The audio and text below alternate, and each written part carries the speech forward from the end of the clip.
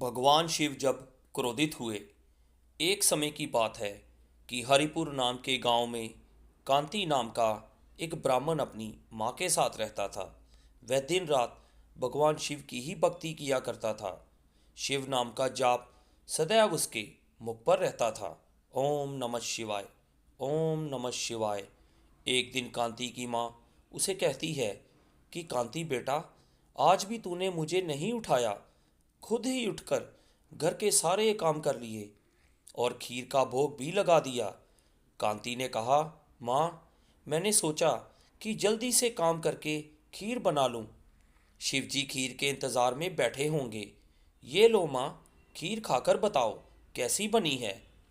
कांति बेटा, तू तो बचपन से ही बड़ी स्वादिष्ट खीर बनाते आ रहा है। जब तुम्हारे पिता जिंदा थे तब वह प्रसाद की खीर बनाते थे और उनके जाने के बाद तूने ये नियम बना लिया। तेरी खीर बहुत ही स्वादिष्ट होती है। मुझे पता है भगवान शिव भी तेरे हाथों की खीर खाने के इंतज़ार में बैठे होंगे। अभी तू सुबह जल्दी उठकर सबसे पहले खीर ही बनाता है ताकि भगवान शिव को भोग लगा सके। कांति का नियम था कि रोज़ाना सुबह जल्दी उठकर घर के सारे काम निपटाता था और फिर भगवान शिव के भोग के लिए खीर का प्रसाद बनाता था। पिता के जाने के बाद ये जिम्मेदारी उसने अच्छी तरह से निभाई थी। कांति को विश्वास था कि भगवान शिव उसके द्वारा बनाई गई खीर को रोज़ाना ही खाते हैं। और उधर कैलाश पर्वत पर विराजमान भगवान शिव बड़े ही आनंद के साथ उस खीर को ग्रहण करते हैं। उन्हें खाता देखकर माता पार्वती भी कहती हैं कि भगवान, आप इतने स्वाद के साथ इस खीर को खा रहे हैं, कृपया मुझे भी थोड़ी सी खीर दे दीजिए। मुझे पता है कांति के हाथों की खीर बहुत ही स्वादिष्ट होती है। भगवान शिव कहते हैं, हाँ देवी पार्वती, कांति मुझे इतनी स्वादिष्ट खीर का भोग लगाता है कि मन प्रसन्न हो जाता है। तभी नंदी और समस्त शिवगण वहां आते हैं। महादेव, ये लीजिए, हम भांग और धतूरा ले आए हैं। भगवान शिव ने कहा, नंदी, अब तो हम स्वादिष्ट खीर का आनंद ले रहे हैं। ऐसा करो, भांग और धतूरे को उस छोटे पर्वत पर रख दो। हम कुछ समय बाद उसे ग्रहण करेंगे। दूसरे नंदी ने उस नंदी को कहा, अरे नंदी, भगवान शिव तो तुम्हारी ओर देख ही नहीं रहे हैं। उनका तो सारा ध्यान कांति की बनाई हुई खीर पर है। ऐसा कब तक चलेगा? हाँ, मैं भी यही देख रहा हूँ। इतने प्रेम से हम भांग और धतूरा लेकर आते हैं और महादेव ने हमें इसे रखने के लिए बोल दिया। नंदी, मैं तो कई बार सोचता हूँ कि कांति की खीर में ऐसा क्या है कि भोलेनाथ सबसे पहले उसकी ही खीर खाते हैं और किसी तरफ उनका ध्यान ही नहीं जाता। हाँ, कह तो तुम ठीक रहे हो। महादेव को भांग धतूरा इतना प्रिय है, लेकिन उन्हें इस वक्त कांति की खीर के अलावा कुछ भी प्रिय नहीं लग रहा। तो क्या किया जाए कि महादेव का ध्यान अपने भक्त कांति से हटकर हमारी तरफ आ जाए? बीच में से एक नंदी बोला, एक रास्ता है। उसने बाकियों के कान में कुछ कहा तो वह सभी नंदीगण पृथ्वी लोक पर आ गए और सब ने ब्राह्मण रूप ले लिया और सभी कांति के पास पहुंचे। कांति भगवान शिव को खीर का भोग लगाने के लिए बाजार से सामान खरीद रहा था। ब्राह्मण वेश में नंदी ने कांति से कहा, कांति, तुम हमें नहीं जानते पर हम तुम्हें बहुत अच्छे से जानते हैं। तुम भगवान शिव के परम भक्त हो और रोजाना उन्हें खीर का भोग लगाते हो। हाँ ब्रह्मदेव, आप तो सब कुछ जानते हैं। हाँ कांति, हम सब जानते हैं, इसीलिए तो हम तुम्हारे पास आए हैं। हमें पता है कि तुम महादेव के परम भक्त हो, पर तुम्हें पता है कि महादेव रोजाना तुम्हारी खीर खाकर ऊब गए हैं। अब तुम कुछ दिनों के लिए खीर का भोग रोक दो। एक काम क्यों नहीं करते, तुम महादेव को सप्ताह में एक दिन खीर का भोग लगाया करो, जिससे महादेव को और अधिक स्वाद आएगा। अब महादेव को इतने सारे भक्त पूछते हैं। महादेव भी तो इतने सारे भक्तों के द्वारा दिए गए भोग को ग्रहण करते हैं। इसीलिए अगर तुम उन्हें सप्ताह में एक बार खीर का भोग लगाओगे तो उन्हें और भी खीर का आनंद आएगा। क्यों, हम सही कह रहे हैं ना? आप तो बिल्कुल ठीक कह रहे हैं ब्राह्मण देव। इस विषय में तो मैंने पहले सोचा ही नहीं। मैं अब से सप्ताह में एक दिन ही खीर का भोग लगाया करूँगा, ताकि भगवान शिव और भी भक्तों का भोग ग्रहण कर सकें और उन्हें मेरी खीर का भी बेसब्री से इंतज़ार रहेगा। आखिरकार कांति उन नंदीगणों की बातों में आ गया और नंदीगण खुशी खुशी कैलाश पर वापस आ गए। उधर भगवान शिव रोज़ाना कांति की खीर का इंतज़ार करते रहते कि कब कांति उन्हें खीर का भोग लगाएगा और वह कब खीर का भोग ग्रहण करेंगे। पर कांति ने कुछ दिनों तक खीर का भोग बनाया ही नहीं, तो भगवान शिव को खीर कहाँ से मिलती। सप्ताह में एक बार कांति ने खीर का भोग लगा दिया तो शिव जी ने खीर खा ली, तो फिर कुछ दिन और खीर नहीं मिली तो भगवान शिव सोच में पड़ गए और उन्होंने अपने नेत्र बंद किए और उन्हें सारी सच्चाई पता लग गई। भगवान शिव को बहुत गुस्सा आ गया। शिव जी को गुस्से में आया देख सभी नंदीगण उनके समक्ष हाथ जोड़कर खड़े हो गए। भगवान शिव ने कहा, तुम सभी जानते हो कि तुमने क्या किया है। मुझे मेरे भक्त कांति के द्वारा भोग में भेंट की गई खीर कितनी प्रिय है और तुमने उसे खीर का भोग रोजाना लगाने की बजाय मना कर दिया। महादेव, हमें क्षमा कर दीजिए, हमसे भूल हो गई। महादेव, जब हम आपको खीर खाता हुआ देखते हैं तो हम यही सोचते हैं कि आप हमारी ओर ध्यान नहीं दे रहे। अच्छा, तो ये कारण है। पर तुम सब ये नहीं जानते कि मेरा प्रेम अपने सभी भक्तों के ऊपर बराबर है। मैं भला तुम्हें कैसे भूल सकता हूँ। तुम तो मेरे हृदय में वास करते हो। तुम तो सब मेरी शक्तियों के द्वारा ही उत्पन्न हुए हो। संसार में मेरा हर एक भक्त मुझे एक समान प्रिय है और प्रत्येक भक्त के हृदय में मैं ही विद्यमान हूँ। इसलिए मेरा प्रेम किसी के लिए कम या ज़्यादा नहीं हो सकता। माता पिता के लिए तो सभी बच्चे एक समान होते हैं। फिर तुम ये कैसे भूल सकते हो। भगवान शिव की बातें सुनकर सभी नंदीगण समझ गए कि उन्होंने कितनी बड़ी भूल की है और वह सोचने लगे कि भगवान शिव का प्रेम तो अपने सभी भक्तों के लिए एक समान है। एक बार फिर से वही नंदीगण ब्राह्मण का वेश धारण करके पृथ्वी पर कांति के पास पहुंचे। कांति, हमें भगवान शिव का संदेशा आया है। वह कह रहे थे कि तुम्हारी खीर इतनी स्वादिष्ट होती है कि वह सप्ताह भर की प्रतीक्षा नहीं कर सकते। सप्ताह में एक दिन भोग से उनका मन ही नहीं भरता। इसीलिए उनकी आज्ञा है कि तुम रोजाना ही उन्हें खीर का भोग लगाया करो। कांति ने कहा, आप सच कह रहे हैं ब्राह्मण देव। भगवान शंकर को मेरे हाथों की बनी खीर इतनी पसंद है।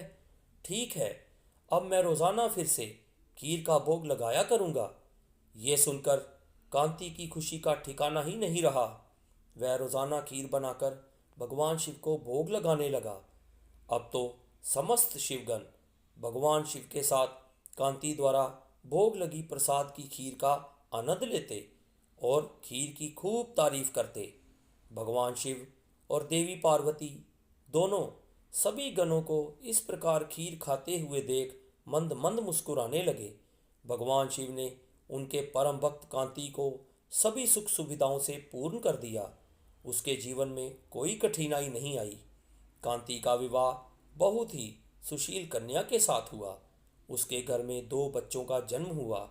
कांति अपने परिवार के साथ संपूर्ण जीवन खुशी खुशी बिताकर अंत में मोक्ष को प्राप्त हुआ। बादलपुर गांव में हरि नाम का एक ब्राह्मण रहता था, जो बहुत ही आलसी स्वभाव का था। घर में उसकी पत्नी आरती और बेटी उसके साथ रहते थे। हरि सारा दिन खाट पर ही पड़ा रहता था। हरि दिन में बस एक ही काम करता था और वह था भगवान शंकर की पूजा। वह हर सुबह शाम भगवान शंकर की पूजा करता और उनके नाम की माला जपता और फिर सो जाता। अपने आलस के कारण सारा दिन सोए रहने की वजह से अक्सर हरि और उसकी पत्नी में खटपट होती रहती। अब उठ भी जाओ जी, कितना सोओगे। खाना खाकर खेत चले जाओ, फसल काटने का समय हो गया है। और आते समय नदी किनारे लगी सरसों का साग तोड़ कर लेते आना। घर में बनाने के लिए कोई सब्जी नहीं है। हाँ, भूलना मत, नहीं तो आज खाना नहीं बनाऊंगी। अपनी बीवी की बातों को नज़रअंदाज कर हरि फिर से चादर तान कर सो जाता है। आरती गुस्से में लाल पीली हो जाती है और उधर कैलाश में बैठी माँ पार्वती शंकर भगवान से कहती हैं, हे नाथ, ये आपका कैसा भक्त है जो आपकी भक्ति के अलावा और कुछ काम नहीं करता, बस अपने आलसी शरीर के कारण खाट पर ही पड़ा रहता है, कोई काम नहीं करता। आपको तो ऐसे भक्त का मार्गदर्शन करना चाहिए। देवी, इसमें इसकी कोई गलती नहीं है। ये सारा किया इसके पिछले जन्म का है। तब ये एक आलसी गधा हुआ करता था जो सारा दिन मेरे मंदिर के बाहर लेटा रहता था। मंदिर में जब भी भक्तगण मेरे नाम का उच्चारण करते तो उसका शोर उसके कानों में घुसता और उसे नींद में भी मेरा ही नाम सुनाई देता। फिर एक रोज़ श्रवण मास में ये चल बसा और अगले जन्म इसने मनुष्य रूप में जन्म लिया, लेकिन इसके पिछले जन्म के आलसी स्वभाव ने इसका पीछा नहीं छोड़ा। जब सही समय आएगा तो मैं इसे ज्ञान दूंगा।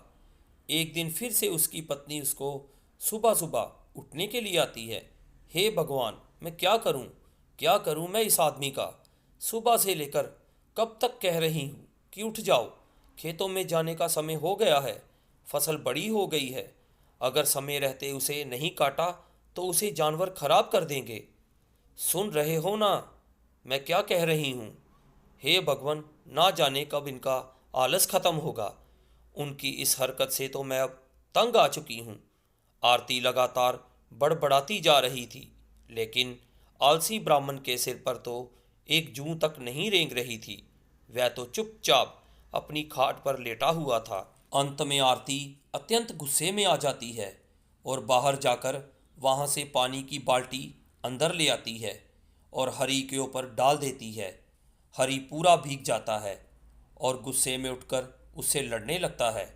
काफ़ी देर तक दोनों में कहा सुनी होती है। फिर वह गुस्से में घर से निकलकर भगवान शिव के मंदिर में चला जाता है और वहां पहुंचकर शंकर जी से कहता है, हे शंकर भगवान, अपनी पत्नी की रोज़ रोज़ की चिक चिक से मैं तंग आ चुका हूँ। अगर मेरी भक्ति ने आपको प्रसन्न किया है तो मुझे आप दर्शन दीजिए प्रभु। इतना कहकर वह ज़ोर ज़ोर से रोने लगता है। अपने प्रति उसका इतना प्यार और श्रद्धा देखकर भगवान शंकर उसको दर्शन देते हैं और कहते हैं, हरि, तुम्हारी भक्ति ने मुझे प्रसन्न किया है। तुम सचमुच मेरे परम भक्त हो। कहो, तुम्हें मुझसे क्या वरदान चाहिए? हे प्रभु, मुझे ऐसी कोई चीज़ दीजिए जो मेरी हर बात माने और मेरा सारा काम कर दे। तो लो, तुम ये मेरा छोटा त्रिशूल। ये छोटा त्रिशूल जहाँ भी रखोगे वह अपना काम खुद ही करने लग जाएगा और काम पूरा होने के बाद ही रुकेगा। लेकिन अगर तुमने इसे काम के लिए मना किया तो ये हमेशा हमेशा के लिए गायब हो जाएगा और मेरे पास वापस आ जाएगा। भगवान उसको त्रिशूल देकर अंतर्ध्यान हो जाते हैं। त्रिशूल को देखकर हरि इतना खुश हो जाता है कि आज से उसे कुछ भी काम नहीं करना पड़ेगा। इसके बाद वह त्रिशूल लेकर घर पहुंच जाता है और अपनी बेटी और पत्नी को त्रिशूल के बारे में सारी बात बताता है। अगली सुबह ही हरि ने भगवान शिव के दिए हुए त्रिशूल का इस्तेमाल करना शुरू किया। वह जैसे ही त्रिशूल को घर के बीचों बीच रखता, सारे घर में अपने आप ही सफाई हो जाती। वह जिस भी चीज़ पर उस त्रिशूल को रख देता वह अपने आप काम करने लग जाता। अपने खेतों में अगर रख देता तो अपने आप ही सारी फसल कट जाती। ऐसे ही कई दिन बीत जाते हैं। एक रोज़ जब आरती अपनी बेटी के साथ अपने मायके गई होती है तो हरि त्रिशूल को चूल्हे के पास रखकर कहता है, मेरे लिए जल्दी से स्वादिष्ट सा भोजन तैयार कर दो। चूल्हे पर अपने आप कढ़ाई चढ़ जाती है और उसमें खुद ही तेल मसाले पड़ने लग जाते हैं। देखते ही देखते स्वादिष्ट पकवान बनकर तैयार हो जाते हैं, जिन्हें हरि बड़े ही चटकारे लेकर खाता है और कहता है कि इतना स्वादिष्ट खाना खाकर तो मज़ा ही आ गया। रोज़ भाग्यवान के हाथों का भोजन करके तो मैं परेशान ही हो गया था। सच में कमाल का है ये त्रिशूल। खाना खाकर हरि आराम से गहरी नींद में चला जाता है और फिर अगली सुबह जब जागता है तो कुएं के पास जाकर उस त्रिशूल से कहता है कि जल्दी से मेरे नहाने के लिए कुएं में से पानी निकालकर इस बाल्टी में भर जाए। कुएं से पानी निकालना हो, पौधों को पानी देना हो, साफ सफाई, कपड़े, बर्तन, सभी तरह के कार्य वह त्रिशूल हरि के कहते ही कर देता। एक दिन हरि को बड़ी ही तेज भूख लग रही होती है। उसने खाली थाली अपने सामने रखी और जमीन पर बैठ गया। त्रिशूल को थाली पर लगाकर कहता है, अब इसमें से जल्दी जल्दी स्वादिष्ट भोजन निकलकर आते जाएं। वहां पर कई तरह के पकवान थाली में आते गए। हरि सोचने लगा, कितना अच्छा होता अगर मुझे अपने आप खाना खाना ना पड़ता और खुद ही मेरे मुंह में सारा खाना चला जाए। ऐसा कहकर उसने त्रिशूल को अपनी प्लेट पर रखा और कहने लगा, अच्छे अच्छे पकवान जल्दी में मेरे मुंह में आ जाएं। उसके ऐसा कहते ही थाली से तरह तरह के पकवान निकलने लगे और उसके मुंह में जाने लगे और वह बड़े ही चटकारे लेकर उनको खाने लगा। पर यह मज़ा कुछ देर तक का ही था। कुछ ही देर में उसका पेट भर गया और वह खा नहीं पा रहा था। लेकिन पकवान थे जो कि उसके मुंह में लगातार जाते ही जा रहे थे। उसका पेट और मुंह पूरी तरह से भर चुका था। वह जैसे ही उन्हें रोकने की बात सोचता तो उसे भगवान शंकर की कही हुई बात याद आ जाती, जिसमें उन्होंने कहा था कि अगर त्रिशूल को काम करते हुए रोका गया तो ये वरदान वहीं पर समाप्त हो जाएगा और त्रिशूल फिर से मेरे पास पहुंच जाएगा। तभी वहां पर आरती अपनी बेटी के साथ अपने मायके से लौटकर घर वापस पहुंच जाती है। वह दोनों ये सब देखकर हैरान रह जाते हैं। सुनिए जी, देखिए आपका पेट कितना फूलता जा रहा है, त्रिशूल को रुकने के लिए कहिए। हरि भगवान शंकर के दिए वरदान को खोना नहीं चाहता था, लेकिन फिर भी वह थक कर कह ही देता है, रुक जाओ। उसके इतना कहते ही खाना रुक जाता है, लेकिन वह त्रिशूल भी वहीं पर से गायब हो जाता है। त्रिशूल को खोकर वह बहुत ही दुखी हुआ, लेकिन वह अब कुछ नहीं कर सकता था। शंकर भगवान के दिए वरदान को अब वह खो चुका था। जितने भी काम हरि ने त्रिशूल को दिए थे, ये सब कब रुकना है वह साथ में ही बता देता था, लेकिन खाना खाते हुए कब रुकना है ये कहना वह भूल गया था, जिस कारण खाना बिना रुके ही उसके मुंह में आता ही जा रहा था। सारी बात समझने के बाद हरि कहने लगा, हे महादेव, मैं समझ गया, ये वरदान आपने मुझे सबक सिखाने के लिए दिया था। सचमुच में मैं कितना मूर्ख था और हर छोटे छोटे काम के लिए भी आलस दिखाता था। अब मुझे सीख मिल चुकी है कि छोटे छोटे काम के लिए किसी दूसरे पर निर्भर रहने से कितनी बड़ी मुसीबत आ सकती है। उस दिन के बाद हरि ने हमेशा के लिए आलस त्याग दिया और हर रोज़ खेतों में जाने लगा और अपने सारे काम खुद ही करने लगा और दिन में 2 बार भगवान शंकर की पूजा भी करता। अब उसका जीवन पूरी तरह से सफल हो गया। दोस्तों, आपको ये कहानी कैसी लगी? कमेंट बॉक्स में ज़रूर बताएं। कहानी को लाइक, शेयर और चैनल को सब्सक्राइब करना ना भूलें। धन्यवाद।